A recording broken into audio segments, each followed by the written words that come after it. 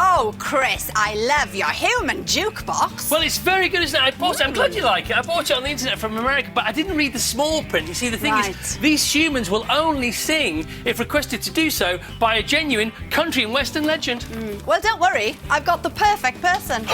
Well, it's me, and we need a little 9 to 5 to get started. Working 9 to 5. What a way to make a living!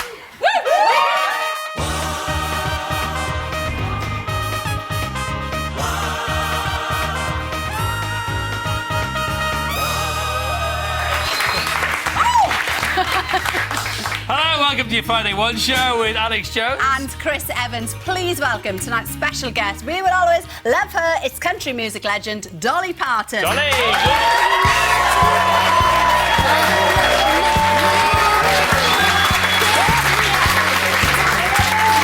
Come on, Dolly.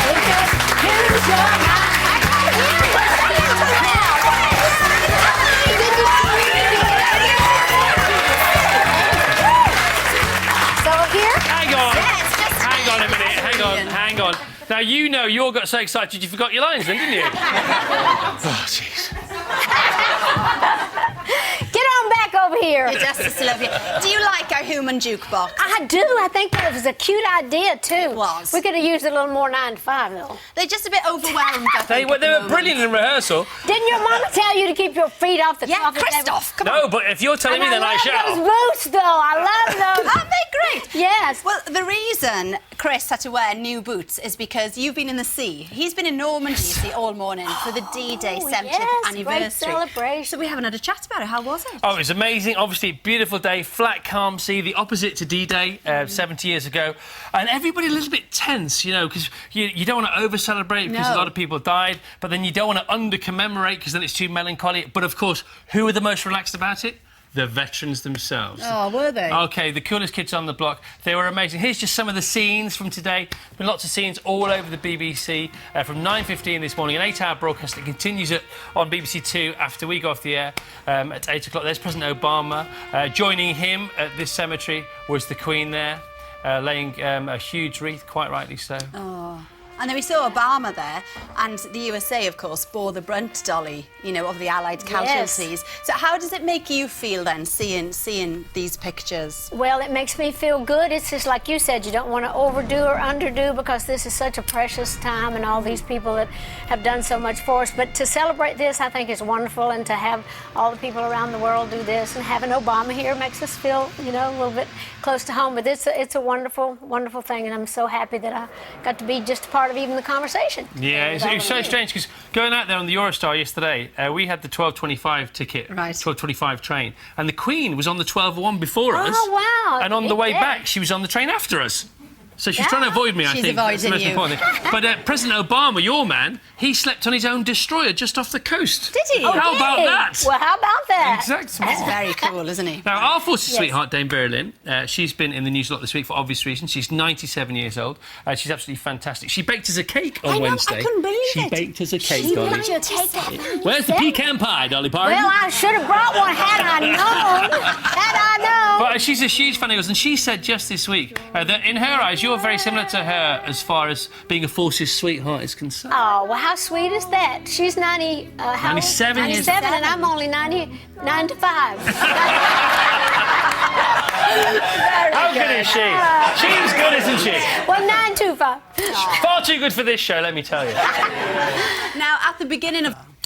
All right, so, new single time. Dolly Parton is back. Well, I am back, and I'm glad to be back. It's been, what, over 3 years? Yeah, since just I had 3 a years and a chance to bit, talk to isn't you, it? and I've always got something going on, and we have a new album that's coming out on Monday called Blue Smoke, and we are now on a world tour called the Blue Smoke World Tour, so we're traveling all over Europe. We're going to... of course, we're doing England, of course, and then we're going to Germany and to Sweden and to Switzerland and to, Lord, I don't know where all we're going, but we're going all to over the place. Scotland and Ireland, everywhere. But hold that thought. Yes. Let's have a listen to the new single. This is Home. Back to the hills with the whippoorwills and home.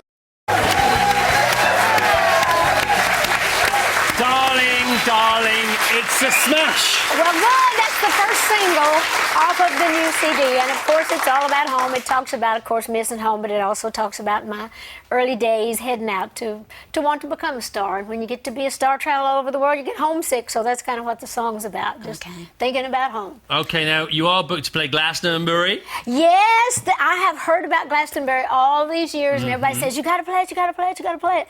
So now we're going to get to play it, and so we're very excited about that. It's a fantastic festival, isn't it? Yeah. We'll be there again. I'm sorry about that. We will be there. We will You be will there. be there? Apologise Well, good. about that, I Dolly. hear that everybody's going to be there. What have you heard about it, though? Just want to make sure I've you've just heard the right it's things. a lot of fun. I hear that everybody just loves coming from all over. All types of people do come. And I've heard about the mud. Here's mud in your eye, here's mud in your face. I started even thought about I might even write a song called Mud, just in case it's mud. But I don't care. If they can stand in the mud, so can I. Yeah, I grew up in mud.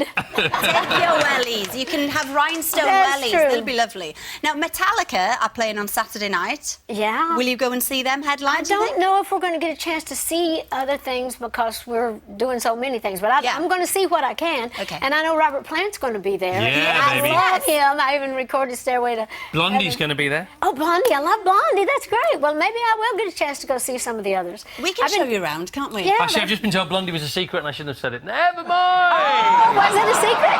Well, maybe just say I'm Blondie. I'm Blondie, too. Exactly.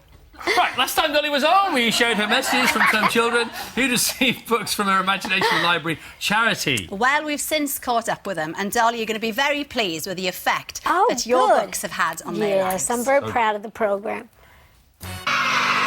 Definitely a round of applause for that. And Dolly, here is Ruby's book. She's asked us to give it to you. You give a book, you get a book. There you go. That makes you feel so good. That's what makes it all worthwhile, knowing that Absolutely. those little children love to read, and we're so happy with the whole program. So thank you, kiddos. We love you very much, and thank you for letting us deal with it. And thanks for putting that together for me. Well, if you That come back in touches 3 my years' heart. time, we'll do it again. I know, they're getting big now, those kids. Some of those were older They're now. growing up, aren't they? Yes, they are. But And it's nice to see what it's touched their lives in that cool. way. And I'll treasure this. Thank you. Oh, that is really sweet of Ruby, isn't it? Yeah. But those kids will be eternally grateful to you for setting up the Imagination Library. But as a child yourself growing up, there were no books, were there? Well, in fact, there was nothing. I mean, you were one of 12 Yes. in a two-bedroom house, very poor family. But it didn't stop you from having a lot of ambition. And a lot of imagination. Yes. Because of course, the reason we didn't have books in our house because there were so many kids. They would eat the pages and tear them up and whatever. So, but we had the Bible in the house, and Mother used to read to us, and I always loved to read at school, and I loved all the fairy tales. And so it's true that I started the program because a lot of my relatives didn't get a chance to get an education in the mountains like that. So it really started out as just a very personal thing, went all over the United States, then into Canada, and the UK, and now we're just spreading out all over the world. We've given away almost 70 million books since we started Well, the let's see program. this little kid in action.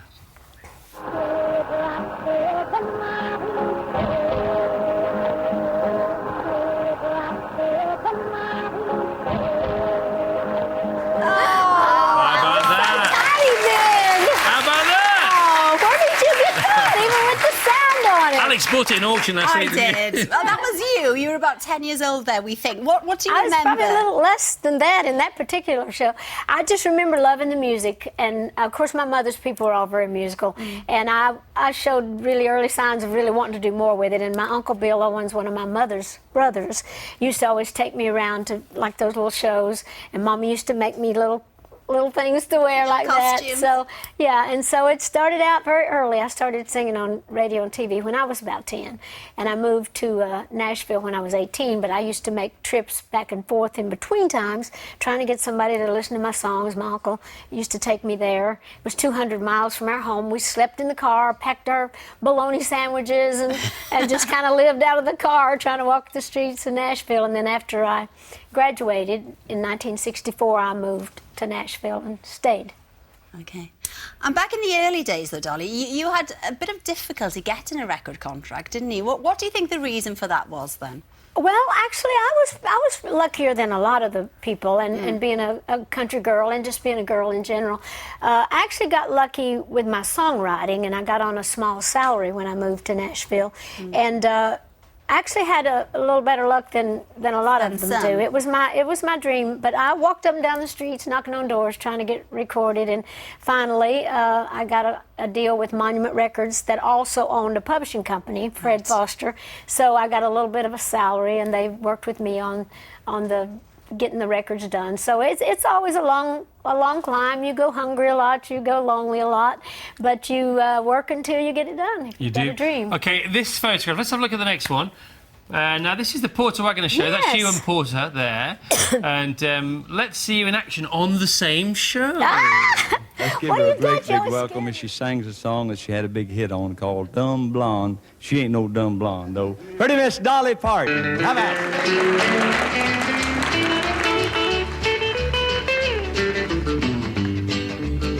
Don't try to cry your way out of this. Don't try to lie, or I'll get you in it. Don't try I looked a little like Adele there, didn't I, with that eye makeup and that hair? But also, you're belting out like Adele. What's extraordinary about you, I think, is that you always had this massive voice, and it looks effortless, that voice, but that's a big voice, isn't it? Well, it sounds small, but I do have a lot of power. But it looked effortless. Is that because you were singing from being so young? I guess. Like I said, music was always part of our family, so I've been singing my whole life. My mother was a great singer, my sisters, all my family can sing. So that was just a gift, and so I just love to sing. What's it like when all the partners get together? Is it like, is there a warning? Is there a health warning because it's so loud? Well, we are loud, talking and singing. We're just a loud bunch of people. But yeah, we do. We love to sing, and we. What a day that would be, wouldn't it? We have a lot of good harmonies. You know, that family harmony. Have you ever done a TV show with the whole family? Yes, we have. Actually, I used to have a variety show back home, and I would often have my family on, like the entire family singing with my sisters and my brothers. And actually, a lot of my brothers and sisters are in the business. A lot of them still work at Dollywood. We have a lot of music at my theme park back there. So we have a lot of the family sing there, and a lot of them still, out travel around a little bit and try to sing. So music is a big part of all of us. Brilliant. Well, it's great to have you in the programme. Could hear your stories all night, couldn't we? We could. We talked about... All right. Thank you to all our guests tonight. Thank you to Lorco! Especially to Dolly Parton! Dolly's tour starts on Sunday and her album Blue Smoke is out on Monday. OK, we've got time for one more human jukebox track. What would you like to hear, Dolly? Oh, Islands in the Stream. Islands in the Stream! Islands in the Stream!